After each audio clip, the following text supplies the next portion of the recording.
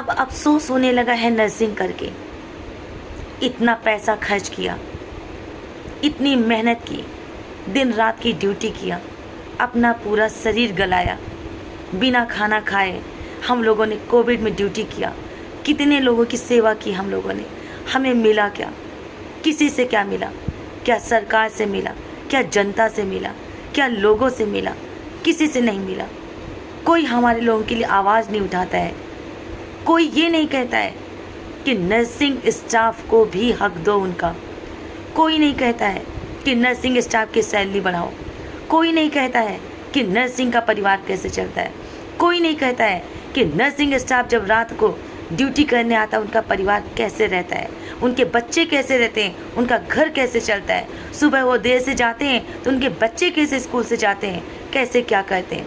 किसी को कोई मतलब नहीं है। सबको सेवा चाहिए, सबको अधिकार चाहिए, सबको गलतियां ढूंढना चाहिए, सबको सब कुछ चाहिए, लेकिन नर्सिंग के लिए आवाज़ किसी को नहीं उठाना है। एक वक्त ऐसा आएगा, याद रखना, जब नर्सिंग स्टाफ तुम्हें नहीं मिलेगा अस्पतालों में, क्योंकि नर्सिंग करना लोग बंद कर देंगे।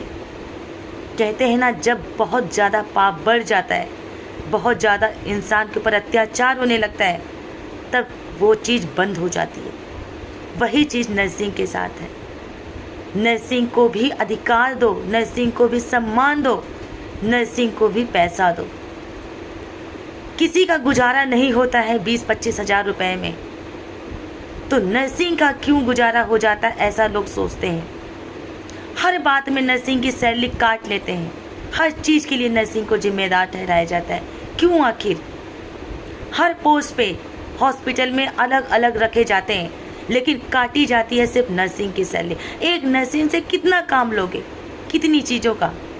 क्यों नर्सिंग ही स्टाफ सब चीज़ों के लिए जिम्मेदार है? पेशेंट के लिए नर्सिंग स्टाफ रखा जाता है, उनकी सेवा के लिए, ना कि हर चीज़ों का रिस्पॉन्सिबिलिटी।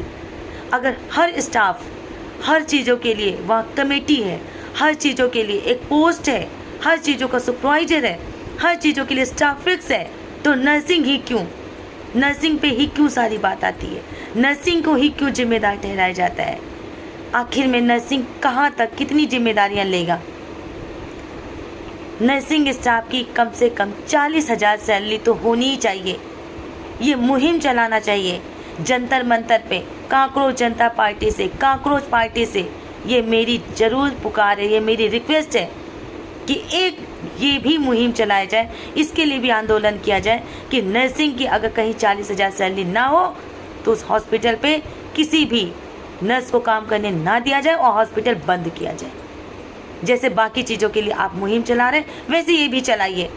तब तो हम समझेंगे कि आप मुहिम चला रहे हैं और सबके लिए सोच रहे हैं, वरना किसी एक दल, एक राजनीति के लिए आप काम कर रहे हैं, ये जरूर कहा जाएगा। और इतिहास इस चीज़ में याद रखेगा आपको।